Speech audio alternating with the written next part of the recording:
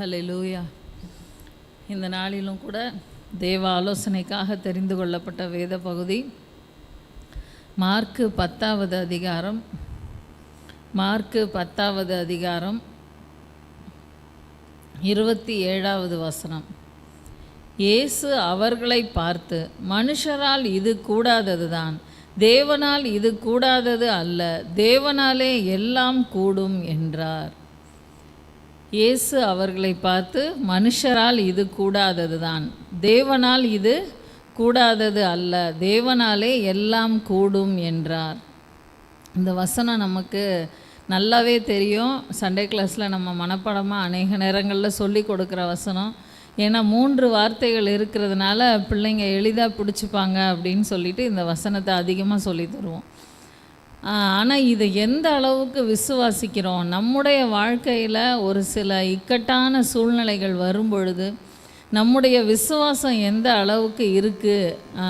மனுஷரால் இது கூடாதது தான், தேவனால் இது கூடாதது அல்ல, தேவனாலே எல்லாம் கூடும் அப்படின்னு நம்ம விசுவாசிக்கிறோமா?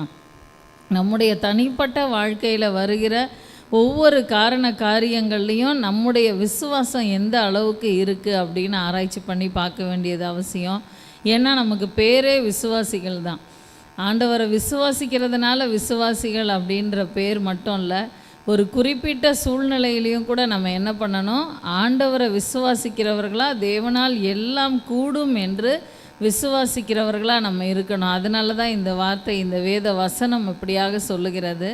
அதுவும் மனுஷரால் கூடும் அப்படின்னு நம்ம நினச்சிக்கிட்டு இருக்கிற எத்தனையோ காரியங்கள் அது முடியாமல் போகிறது உண்டு. அப்படி முடியாமல் போன நேரத்தில் கூட இது தேவனாலே எல்லாம் கூடும், இது தேவனால் கூடாதது அல்ல அப்படின்னு அந்த வேத வசனம் சொல்லுது.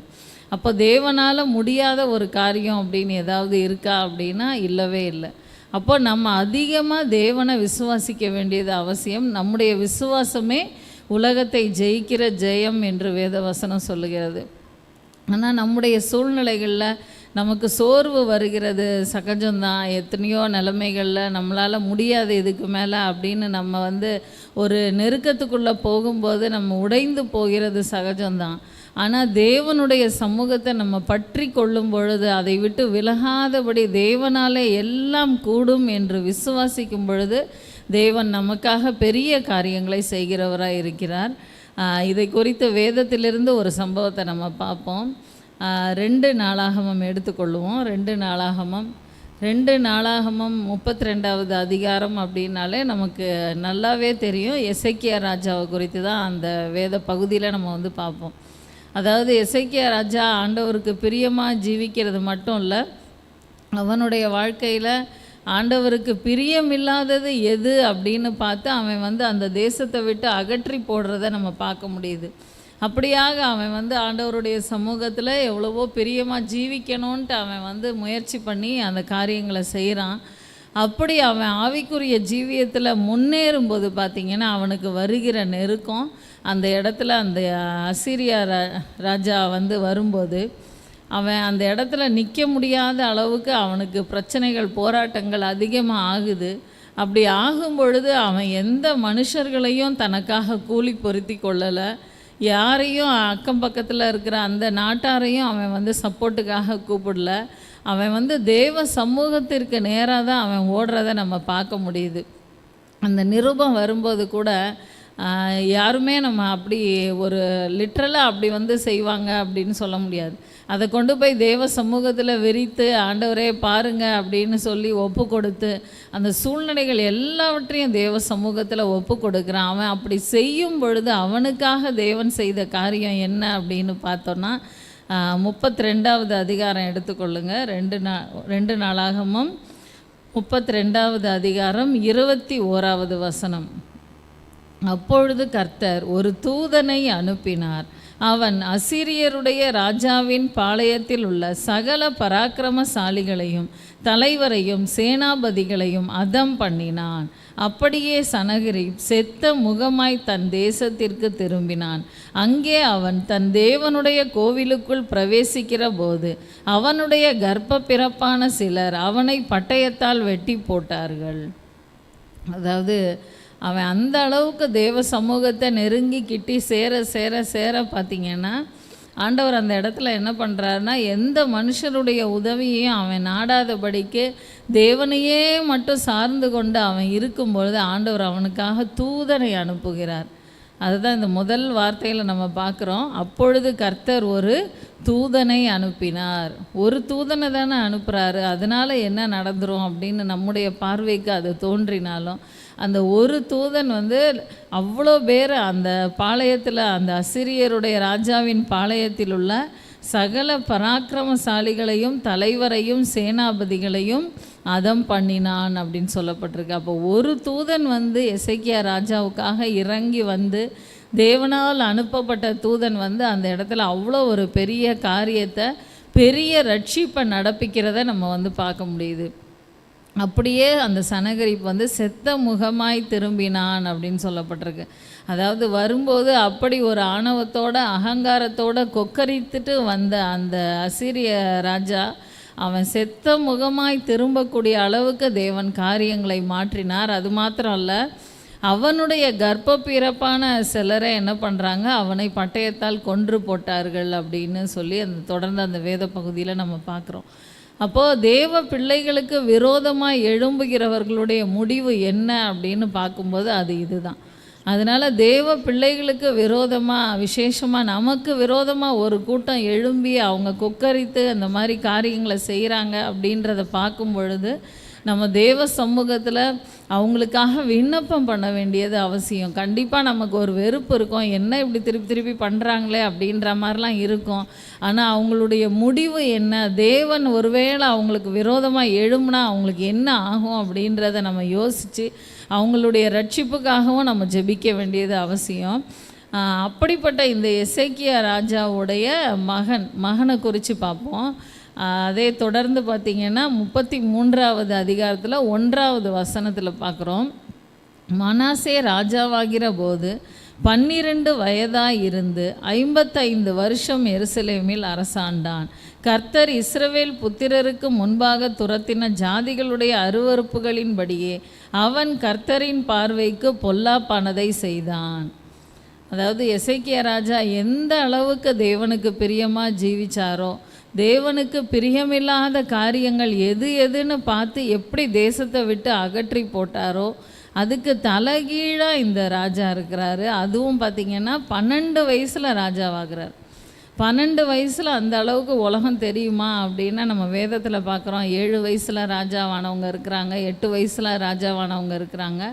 ஆனால் அந்த பெரியோர்களுடைய ஆலோசனையின்படி அவங்க நடந்து அவங்க சிறப்பான ராஜாக்களாகவும் அவங்க இருக்கிறத நம்ம பார்க்க முடியுது வேதத்தில். ஆனால் இந்த மனாசே ஒரு ராஜாவுடைய பிள்ளையாக இருக்கிறபடியினால் அடுத்து அவனை இந்த இடத்துல ராஜாவாக்குறாங்க. அப்படி ஆக்கும்போது அவனுக்கு 12 வயசு தான். அந்த 12 வயசில் அவனுக்கு எப்படிப்பட்ட ஆலோசனைகள் கொடுக்கப்பட்டதோ, இவ்வளவு நாள் தேவனை தேடி என்னத்தை கண்டோம் அப்படின்ட்டு அந்த பெரியோர்களே ஒருவேளை அவனை வழி தப்ப பண்ணாங்களோ, இல்லைன்னா அவனுடைய தகப்பன் அவனுக்கு சரியாக போதிக்கலையோ அப்படின்லாம் நம்ம நினைக்கிறதான இந்த சூழ்நிலைகள் தான் இந்த பகுதியை பார்க்கும்போது வருது. ஆனால் இந்த இடத்துல பார்த்திங்கன்னா அவன் அப்படி 55 வருஷம் அரசாண்டிருக்கான். ஆனால் தேவனுக்கு பிரியமாக இல்லை. அதாவது இஸ்ரவேல் புத்திரருக்கு முன்பாக துரத்தின ஜாதிகளுடைய அருவருப்புகளின்படியே அவன் கர்த்தரின் பார்வைக்கு பொல்லாப்பானதாய் செய்தான் அப்படின்னு சொல்லப்பட்டிருக்கு. ஆண்டவர் துரத்தி விட்ட ஜாதிகளுடைய அருவருப்புகள் என்னன்னு பார்த்து அதை பின்பற்றக்கூடிய ஒரு அவலமான நிலைமையில் அவன் இருக்கிறான். அப்படிப்பட்ட அந்த ஒரு ஆட்சியில் பார்த்திங்கன்னா 9வது வசனம் பார்ப்போம். 9-10 வசனங்களை பாருங்கள். அப்படியே கர்த்தர் இஸ்ரவேல் புத்திரருக்கு முன்பாக அழித்த ஜாதிகளை பார்க்கிலும் யூதாவும் எருசலேமின் குடிகளும் பொல்லாப்பு செய்யத்தக்கதாய் மனாசே அவர்களை வழி தப்பி போக பண்ணினான். கர்த்தர் மனாசேயோடும் அவனுடைய ஜனத்தோடும் பேசின போதிலும் அவர்கள் கவனிக்காதே போனார்கள். அதாவது இஸ்ரவேல் புத்திரருக்கு முன்பாக அழித்த ஜாதிகளை பார்க்கிலும் அவங்கள விடவும் இவங்க எப்படி இருந்தாங்களாம், மோசமாக. அதாவது யூதாவும் எருசலேமின் குடிகளும் பொல்லாப்பு செய்யத்தக்கதாய் மனாசே அவர்களை வழி தப்பி போக பண்ணினான் அப்படின்னு சொல்லப்பட்டிருக்கு. அப்போ அவங்க வழி தப்பி போனதுக்கு மெயினான காரணம் இந்த மனாசே ராஜா தான் அப்படின்ற மாதிரி இந்த வேத பகுதியில் வருது.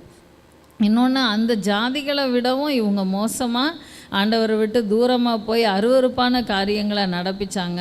கர்த்தர் மனாசேயோடும் அவனுடைய ஜனத்தோடும் பேசின போதிலும் அவர்கள் கவனிக்காதே போனார்கள் அப்படின்னு சொல்லப்பட்டிருக்கு. அதாவது ஆண்டவருடைய சத்தம், ஆண்டவர் எப்பேற்பட்ட ஜனங்களையும் சந்திக்கும்படியாக எத்தனையோ தரம் இடைப்படுகிறார். ஆனால் அந்த வார்த்தைக்கு செவி கொடுக்காதபடிக்கு இருதயத்தை கடினப்படுத்தும் பொழுது ஆண்டவர் அவங்கள எல்லா, அதாவது மோசமான காரியங்களுக்கு ஆண்டவர் ஒப்பு கொடுக்குறார்.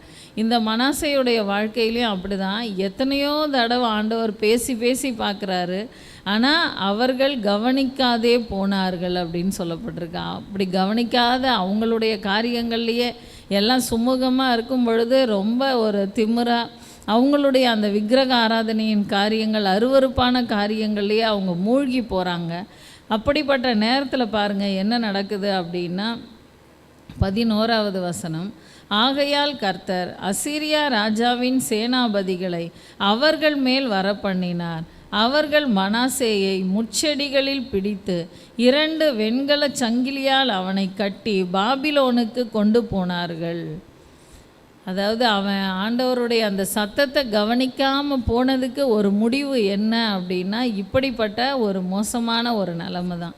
அசீரியா ராஜாவின் சேனாபதிகளை அவங்க மேலே வரப்பண்ணினது மட்டும் இல்லை, மெயினாக இந்த ராஜாவை முட்செடிகளில் பிடித்து 2 வெண்கல சங்கிலியால் கட்டி அவனை பாபிலோனுக்கு கொண்டு போனார்கள் அப்படின்னு சொல்லப்பட்டிருக்கு. அதாவது பாபிலோனுக்கே கொண்டு போயாச்சு, வெண்கல சங்கிலியால் கட்டியாச்சு, தப்பிக்கவே முடியாது. இப்படிப்பட்ட நிலமையில தான் அவன் கொண்டு போகப்படுறான். அந்த நிலமையில் அவன் என்ன பண்ணுறான் அப்படின்னு பார்த்தா, இப்படி அவன் நெருக்கப்படுகையில் தன் தேவனாகிய கர்த்தரை நோக்கி கெஞ்சி தன் பிதாக்களின் தேவனுக்கு முன்பாக மிகவும் தன்னை தாழ்த்தினான். அதாவது இதுவரைக்கும் எப்படி இருந்தானோ அதெல்லாம் வேற. ஆனால் இவன் நெருக்கப்படுகிற இந்த நேரத்தில் அவன் என்ன பண்ணுறான், தேவனாகிய கர்த்தரை நோக்கி கெஞ்சி தன் பிதாக்களின் தேவனுக்கு முன்பாக மிகவும் தன்னை தாழ்த்தினான் அப்படின்னு சொல்லப்பட்டிருக்கு. அதாவது எவ்வளவோ விக்கிரகத்தின் காரியங்களில் அவன் வாஞ்சையாக இருந்தான், எவ்வளவோ காரியங்களை அவன் செஞ்சிட்டு இருந்தான்.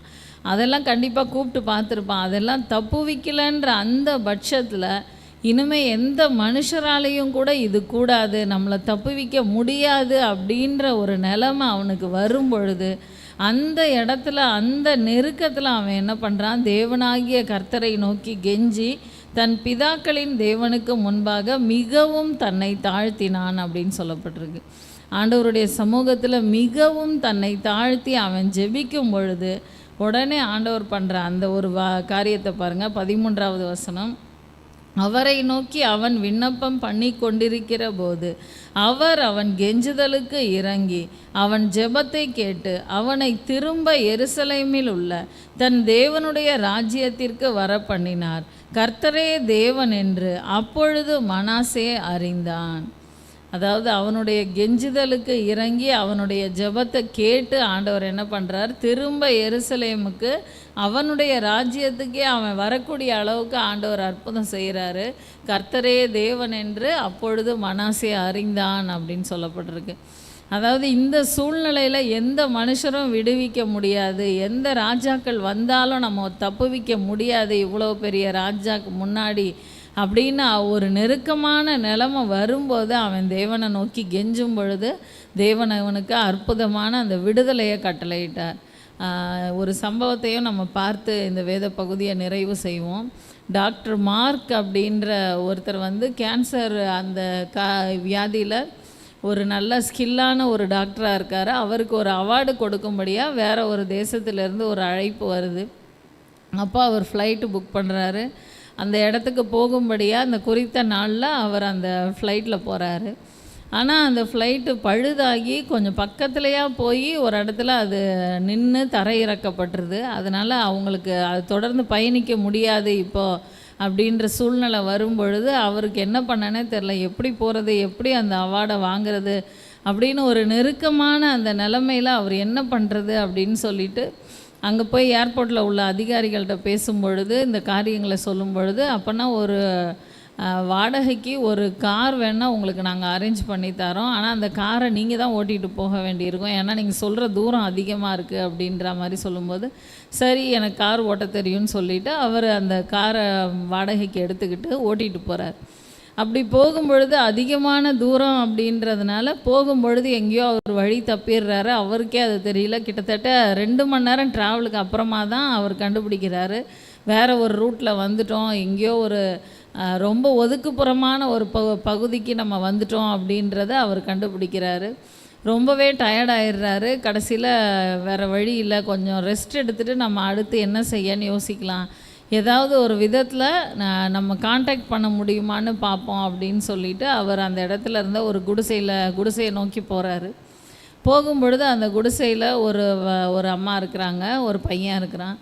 அப்போது அந்த அம்மா வந்து என்ன அப்படின்னு கேட்கும்போது, இந்த மாதிரி நான் ஒரு டாக்டர், என்னுடைய பேர் மார்க்கு, நான் அந்த ஒரு முக்கியமான ஒரு அவார்டு ஃபங்க்ஷனுக்காக நான் வந்து ஃப்ளைட் பிடிச்சி வந்தேன், இப்படி ஆயிடுச்சு இப்படிலாம் சொல்லிவிட்டு, கொஞ்சம் ஃபோன் இருந்தால் கொடுங்க, நான் காண்டாக்ட் பண்ணுறதுக்கு வசதியாக இருக்கும் அப்படின்னும்போது, அவங்க என்கிட்ட அதெல்லாம் இல்லையா அப்படின்னு சொல்லும்போது இவர் ரொம்ப கவலைக்குள்ளாயிடுறாரு. ஆனால் ரொம்ப டயர்டாக இருக்கிறத பார்த்து அந்த அம்மா, சாப்பிட்றீங்களா, இன்றைக்கி இரவு வேணால் நம்ம இங்கே தங்கிட்டு நீங்கள் காலையில் அதிகாலையில் எழும்பி போங்க அப்படின்லாம் அவங்க சொல்கிறாங்க. சொல்லும் பொழுது சரி, அதுவும் சரிதான், நம்மளால் தொடர்ந்து பயணப்படவும் முடியாது, நம்மளுக்கு காலையில் அந்த இடத்துக்கு போய் சேர்றதுக்கு அதிகாலையில் ட்ரை பண்ணி பார்ப்போம் அப்படின்னு சொல்லிவிட்டு அவர் அந்த வீட்டுக்குள்ளே போகிறாரு. அவருக்கு அவங்க நல்லா உபசரித்து ஆகாரத்தை கொடுத்துட்டு அதுக்கப்புறம் படுக்க வேண்டிய நேரம் வரும் பொழுது அவங்க அவர்கிட்ட சொல்கிறாங்க, ஐயா நான் ஜெபிக்க போகிறேன், நீங்களும் ஜெபத்தில் கலந்துக்கிறீங்களா அப்படின்னு கேட்குறாங்க. அவர் கடவுள் நம்பிக்கையே இல்லாத ஒரு மனுஷன், ஆனால் இப்போ ஒரு ஆகாரம் கொடுத்துருக்காங்க, தங்குறதுக்கு இடமும் கொடுத்துருக்குறாங்க, இந்த வீட்டாரை நம்ம புறக்கணிக்கக்கூடாதுன்னு சொல்லிட்டு தலையாட்டிட்டு பேசாமல் உட்காந்துருக்காரு. அப்போ அந்த அம்மா ஜெபிக்க ஆரம்பிக்கிறாங்க. ஜெபிக்கும்போது ரொம்ப அழுது அவங்க ஜெபிக்கிறாங்க.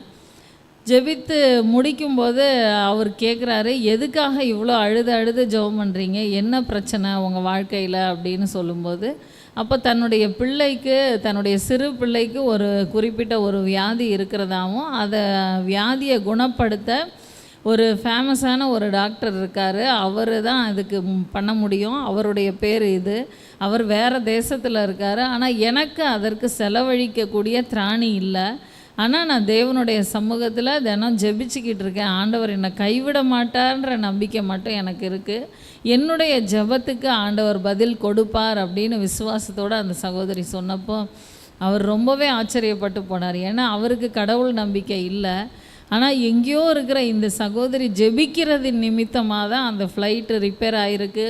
அடுத்து கார் எடுத்துகிட்டு வந்த போதிலும் நம்ம ரூட்டு மாறி இந்த காட்டுக்குள்ளே நம்ம வந்து மாட்டியிருக்கோம் அப்படின்றத அவர் புரிந்து கொண்டார்.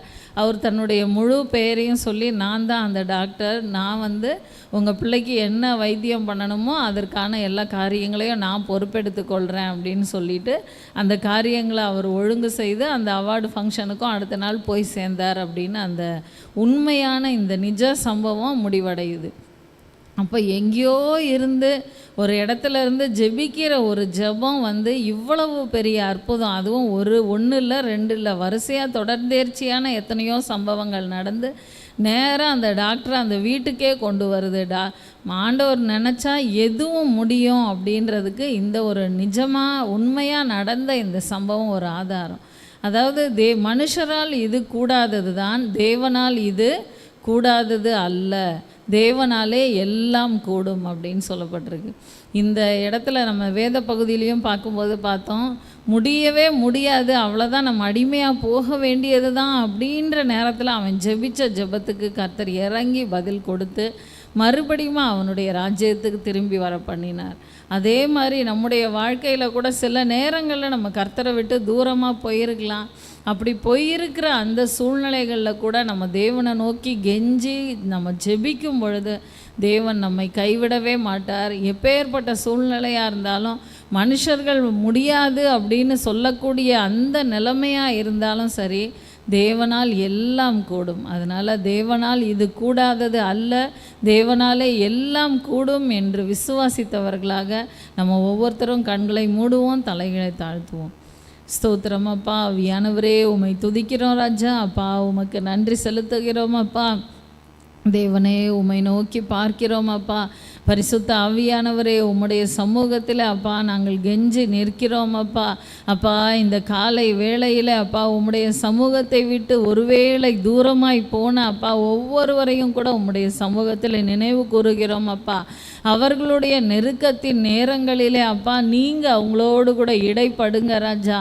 எப்படியாகிலும் அப்பா உம்மை நோக்கி கெஞ்சி பிரார்த்தித்து ஜெபித்து உம்மிடத்தில் திரும்பி வர கிருபை கொடுங்கப்பா. ஒருவேளை மனுஷங்களால் அவங்கள திரும்பி இழுத்து கொள்ள முடியாதுன்ற சூழ்நிலைகள் இருந்தாலும் தேவனால் இது கூடாதது அல்ல, தேவனாலே எல்லாம் கூடும் என்ற அந்த வேத வசனத்தின்படியாக அப்பா எசேக்கியா ராஜாவுடைய மகனாய் இருந்த போதிலும் தூரமாய் போன அந்த மனாசையை தேவன் கண்ணோக்கி பார்த்து கொண்டே இருந்து சரியான ஏற்ற நேரத்திலே அவனை பக்கமாய் இழுத்து கொண்டீரே. அதே போல் இந்த நாளிலே உம்மை விட்டு தூரமாய் இருக்கிற ஒவ்வொருவரையும் உம்முடைய சமூகத்தில் நினைவு கூறுகிறோம் அப்பா.